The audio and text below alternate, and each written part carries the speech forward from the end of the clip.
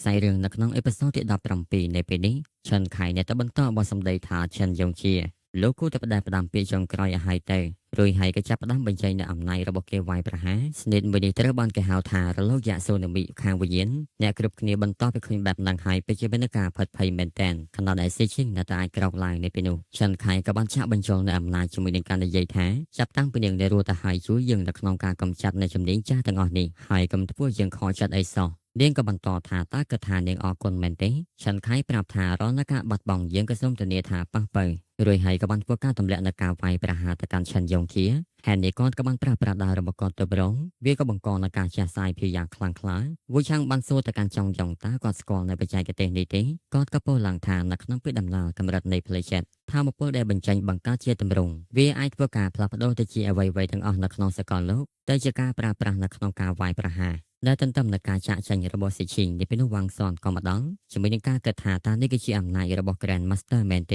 េនៅពេលបន្តដំណើរទៅស្រាប់តែជួបជាមួយស៊ីឈីងក្រនតែឃើញវ៉ាងសននាងក៏និយាយថាសំដៅនៃបច្ចេកទេសចាស់ឬក៏ស្ទុះវាយប្រហារទៅបែបនេះលពូឈិនក៏បានដឹងអំពីវត្តមានរបស់វ៉ាងសនឈិនខៃនៅលើអាកាសបន្តប្រើប្រាស់នូវអំណាចរបស់គេបន្ថែមជាមួយនឹងការស្រ័យថានៅតែបង្ខំតស៊ូទៀតមែនទេចាងប៊ីងសនឃើញបែបនឹងសប្បាយចិត្តមែនទែនចម្លាញ់ឈិនខៃនៅគណៈដែលវាយប្រហារយូរទៅស្រាប់តែមាននូវអំណាចសាយភាយហេតុនេះគេក៏បានគិតថាតើវាគឺជាអំណាចចិត្តបែបណាទេបែរជាអាចធ្វើការលេបយកធម៌ពលពលឹងរបស់ខ្ញុំជាមួយអំណាចរបស់ឈិនយ៉ុងជាមានឈ្មោះថាអំណាចចក្រខាងវិញ្ញាណអ្នកទាំងអស់គ្នាបន្តទៅឃើញបែបហ្នឹងក៏ហាក់ដូចជាសប្បាយចិត្តផងដែរប៉ុន្តែទោះយ៉ាងណាក៏ដោយជាងមូដែលតែបារម្ភពីរបួសរបស់គាត់ពូឆាំងបន្តទៅឃើញចឹងគាត់ក៏ស្រ័យថាពិសេសមែនខ្ញុំដឹងហើយថាលបងឈិនប្រកាសជាមានសិលឹកបៀចុងក្រោយចង់យ៉ាងគាត់ក៏ពោលថាហាក់បីទេឈិនយ៉ុងជាបច្ចុប្បន្នបណ្ដុះនៅដែនផ្លូវចិត្តមែនចំណែកឈិនខៃឆ្ងល់មែនតើនេះគឺជាអ្វីហេតុអីខ្ញុំមិនអាចទទួលដឹងពីអារម្មណ៍បរិយាកាសខាងក្រៅក៏ព្យាយាមនៅក្នុងកម្មបែកនៅចំហាយដែលបានឡំពាត់ប៉ុន្តែហាក់ដូចជាមិនអាចសោះវាក៏វិលត្រឡប់មកកាន់ទីកន្លែងអដែលហេតុនេះគេក៏បានគិតថាតើវាអាចជាបច្ចេកទេសកញ្ចក់ឋានសួគ៌ចាប់ជាតិដែរទេនៅពេលនោះលពូឈិនគាត់ក៏សួរថាប្អូនប្រុសតើអញចង់ទៅណាទ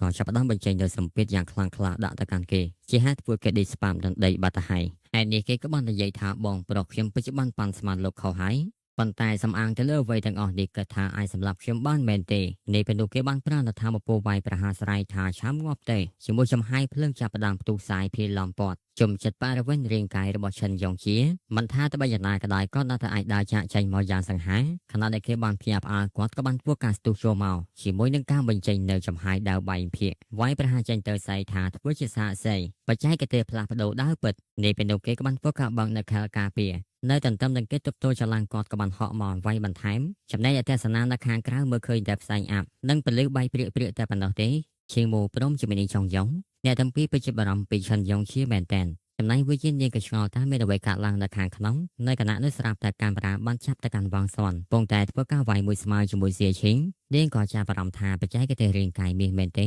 ហើយនេះនាងកាន់តែចង់សម្លាប់វ៉ាងសនវាយទៅកាន់គេមួយជើងផាច់ប៉ាងហើយក៏បន្ត teleport ទៅជាមួយនឹងការខឹងសម្បានៅបច្ចេកទេសរាងកាយមាសនេះមែនតែនខណៈដែលវ៉ាងសនកំពុងតែទុសៃរបស់សៀឈីងឈិនខៃបន្តគប់ធម្មពលទៅកាន់ឈិនយ៉ុងជាចុះឡើងខណៈដែលទប់ទល់ចល័ងហើយគាត់ក៏បន្តនៅក្នុងការស្ទុះចូលទៅហើយនេះឈិនខៃក៏បានធ្វើការបញ្ចេញដាវភ្លើងបរិសុទ្ធរបស់គេជាបន្តការទៅមួយសៀឈីងក្រោយពីការវាយវ៉ាងសននាងហាក់ដូចជាមានការធ្វើទុកជាមួយនឹងការគិតថាមិនអាចធ្វើការសង្កត់យូរជាងនេះបានឡើយរួចក៏បន្តសាប់ទៅកាន់វ៉ាងសនបន្តជាមួយនឹងការនិយាយថាហេតុអីបានជាឯងមិនដំណើរការដល់បច្ចេកទេសរាងកាយវាខណៈដែលបន្តច្បាច់កកលេសទៅមួយឈិនខៃកំពុងតែកម្មគ្នាជាមួយឈិនយ៉ុងជាជាមួយនឹងការបោះសម្ដីថាលោកម្ចាស់បរិសុទ្ធបានការពារយើងហើយនេះលោកកុំសង្ឃឹមថាយកឈ្នះបានទេសោះខណៈដែលវ៉ាងសននៅពេលនេះឲ្យគេច្បាច់កលេងនាងក៏និយាយថានៅពេលនេះកុំសង្ឃឹមថាបច្ចេកទេសចាស់របស់ឯងអាចងើបឡើងវិញអីសោះនៅពេលនោះនាងហាក់ដូចជាមានការឈឺចាប់ទទួលបានអាការល្អវ៉ាងសនក៏ទាន់មកផាច់ប៉ៅហើយក៏បន្តស្ទុះចូលទៅវាយបន្ថែមមួយដៃនេះមិនស្រាលទេនាងក៏ត្រូវបានប៉ង់ស្ទុយឡើងទៅលើស្រ័យដោយការឈឺចាប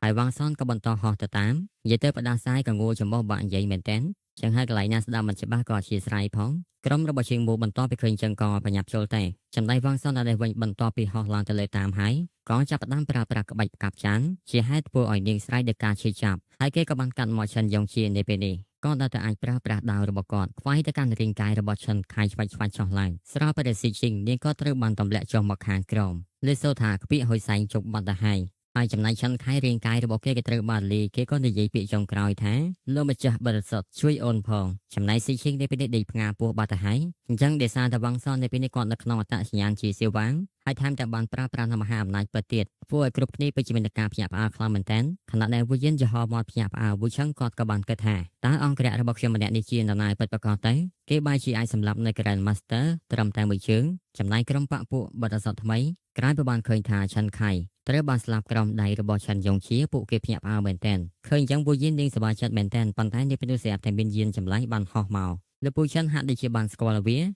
ហើយលោកពូឆាន់ក៏នៅតែបន្តនិយាយថាគ្រូសាវូនឹងធ្វើការវិនិយោគមួយទំហឹងទៅលើបច្ចេកទេសចាស់ចំណែកសុនឆាំងឆនក៏ដូចគ្នាផងដែរប៉ុន្តែចាមីងសុនគេក៏និយាយថាកុំបញ្ញាបយ៉ាលពេកនៅកន្លែងពេលនោះហាក់ដូចជាឃើញថាលោកគ្រូឆាន់ក៏ត្រូវបានធ្លាក់ឈាមមានការឈឺចាប់សមាជិករបស់គាត់ឃើញអញ្ចឹងក៏បញ្ញាបញ្ញាស្ទុះចូលទៅចំណែកភាគីខាងសត្រូវបន្តទៅឃើញអាកាសបែបនេះក៏ពួកគេរួមកម្លាំងគ្នានៅក្នុងការកម្ចាត់នៅអ្នកទាំងអស់គ្នាចោលលោកពូឆាន់ប្រាប់ទៅកាន់ពួកគេថាគាត់មិនអីនោះទេមើលទៅហាក់ដូចជានេះពីនេះពួកគេនៅតែបន្តឡំពាត់មិនឲ្យយើងឆាកចេញនោះឡើយខណៈដែលស្ថានភាពកំពុងតែតានតឹងអនុប្រធានក្រុមសម្ព័ន្ធនេះឈៀនលៃកូនចៅកាមេរិកាប្រាប់ទៅកាន់គាត់ថាហាក់បីទៅសម្ព័ន្ធបដិសតថ្មីបានព្រមចោះចាញ់នោះទេគាត់ប្រាប់ថាកុំធ្វើអ្វីផ្ដេសផ្ដាសយើងគ្រាន់តែសង្កេតមើលសិនទៅហើយគាត់ក៏បានធ្វើការសម័យដែលពេលដែលឈិនយ៉ុងជានិយាយថាយុទ្ធនាការនៃភ្នំឆុងលីងនេះវាក៏ជាវិបត្តិនឹងឱកាសសម្រាប់ការងើបឡើងវិញនៃជំនាញចាស់ចាស់ហេតុនេះហើយអ្នកទាំងអស់គ្នាកុំធ្វើអ្វីផ្ដេសផ្ដាសឲ្យសោះព្រោះតែគាត់មានផែនការផ្ទាល់ខ្លួនហើយនេះឈិនលៃគាត់ក៏បានគិតថាលបងឈិនតើលោកមាននៅកម្រងអ្វីទេជាបន្ត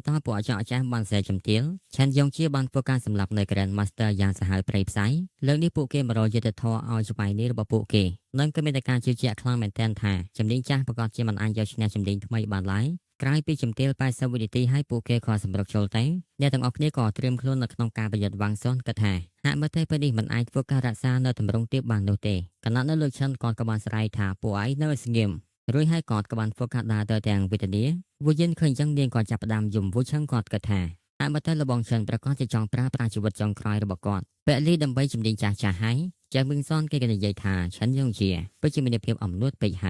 ើយបើសិនជាគេស្លាប់ទទួលបានជាជំនះពិតមែនវាក៏គ្មានន័យអ្វីធំដុំនោះទេព្រោះតែជំនាញចាស់គ្មានអ្នកណាគេស្នងឡើយឆិនយ៉ុងជាបន្តបទជំហានជាមួយនឹងការពោលថាគាត់នៅតែអាចធ្វើការតស៊ូបានទោះបីជាដង្ហើមចុងក្រោយក៏គាត់នៅតែអាចធ្វើការត្រួសត្រាយផ្លូវរបស់គាត់បានដែរហើយក៏ប្រាប់ទៅកាន់វងសនផងដែរថាកុំភ្លេចជួយបិទគូតគាត់ផងចំពោះសមត្ថភាពរបស់គេមិនចាំបាច់លាក់ទៀតឡើយញញឹមទៅកាន់វងសនជាមួយនឹងការគិតថាកុំឲ្យយើងរងចាំយូរពេកក្រោយអំពីដូច្នេះហើយគាត់ក៏បានស្ទុះទៅខាងមុខខណៈដែលពួកអចអចារ្យបានត្រៀមនៅកម្លាំងនៅក្នុងការវាយជាមួយគាត់ហើយនេះវងសនព្រមជាមួយឈីមូអ្នកទាំងអស់គ្នាក៏បន្តនៅក្នុងការស្ទុះចូលទៅដែរឃើញបែបនេះអបិនេះប្រហែលជារៀងគ្រាន់បើជាងគេក៏ចាប់ផ្ដើមបញ្ចេញអំណាចរបស់គេចាក់បញ្ចូលទៅកាន់កំបិតចំណែកឆាន់យ៉ុងជាគាត់ក៏បានធ្វើការគវាសនៅចំហាយដើរបាច់ឆាច់ចាប់ការទៅកាន់ពួកគេខណៈដែលអបិនឹងបន្តចូលនៅក្នុងការតតាំងជាមួយឆាន់យ៉ុងជានឹងឯងអ្នកទាំងពីរក៏ចាប់ផ្ដើមប្រើប្រាស់ដាវនិងកំបិតកាប់គ្នាពេញផាំងចុះឡើងខណៈដែលកាប់ចុះឡើងឆាន់យ៉ុងជាក៏គវាសមកផាច់បណ្ដាលឲ្យគេបះជើងហើយដូច្នេះគេក៏ចាប់ផ្ដើមនៅក្នុងការប្រត់គ្នាជាមួយចៅអាចារ្យដតេវាយទៅកាន់គាត់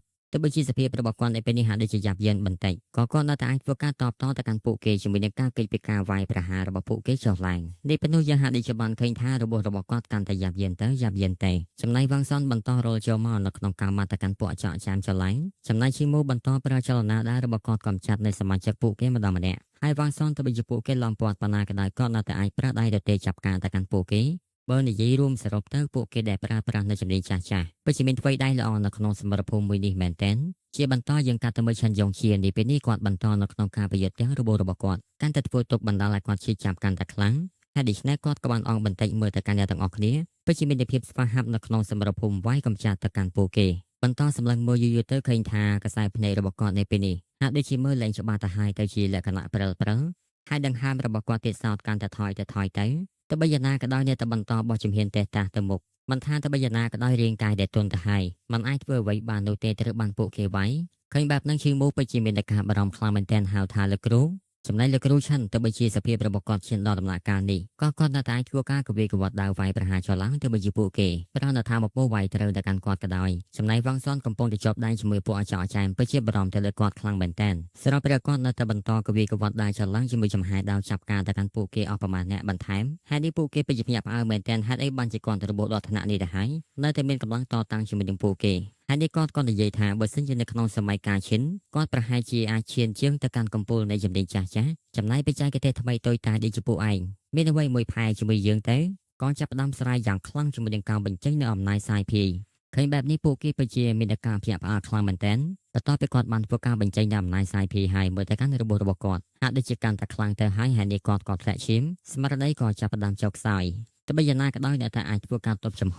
សត្រូវបន្ទាប់ពីឃើញចឹងក៏ស្អីថានេះគឺជាឱកាសនៅក្នុងការកសាងកេរ្តិ៍ឈ្មោះឲ្យពួកយើងវាយប្រហារព្រមគ្នាទៅទន្ទឹមទាំងពួកគេសរុបចូលទៅមើលទៅកាន់សភាពរបស់គាត់ភ្នែកក៏ចាប់ផ្ដើមស្វាងទៅជាក៏ចាប់ផ្ដើមហឹងហើយជង្គង់របស់គាត់ក៏លុតទៅដីស្រោចព្រះពួកគេក៏មកគៀកនឹងគាត់ទៅហើយកលៈទេសៈបែបនេះវ៉ាងសនក៏ចាប់ផ្ដើមប្រើប្រាស់សមត្ថភាពពិតជាមួយនឹងការបំលាស់ទីយ៉ាងរហ័សមកចំពោះមុខឈរកាំងនៅពីមុខឈិនយ៉ុងជាជាមួយនឹងការបញ្ចេញអំណាចដាវកាន់នៅក្នុងដៃតាប់ចេញទៅមួយឆ្វែងបណ្ដាលឲ្យពួកគេត្រូវបន្ប៉ង់ទៅខាងក្រោយឬក៏ស្រែកគម្រាមថាអ្នកណាហ៊ានបោះចំហៀនទៀតនឹងត្រូវស្លាប់ឡើយឈិនឈាមនៅក្នុងការមើលទៅកាន់វ៉ាងសនទាំងផ្ទៃរបស់គាត់ព្រើហើយកម្លាំងរបស់គាត់ក៏ចាប់ផ្ដើមអស់នៅពេលនោះឈីងមូក៏មកតន់ជួយលើកទប់ទៅកាន់គាត់ខណៈដែលអ្នកទាំងអស់គ្នាបន្តទៅឃើញសមត្ថភាពពិតរបស់វ៉ាងសននៅក្នុងអត្តសញ្ញាណរបស់សៀវ៉ាងពិតជាមានការភ្ញាក់ផ្អើលខ្លាំងមែនទែនជាពិសេសវូយិនចង់យ៉ងក៏ពោលផងដែរថាយុវជននេះពិតជាសាហាវមែនខណៈដែលពួកគេទៅបន្តក៏ក្លឿននៅក្នុងការនិយាយថាសម្បត្តិត្រឹមក្មេងម្នាក់យើងចាំបាច់ខ្លាចនោះទេការលះបង់របស់ពួកយើងគឺសម្រាប់ភាពរុងរឿងរបស់សិល្បៈក្បាច់គុនថ្មីរបស់ពួកយើងហើយនេះពួកគេក៏បានចូលមកវាយជាមួយវ៉ាងស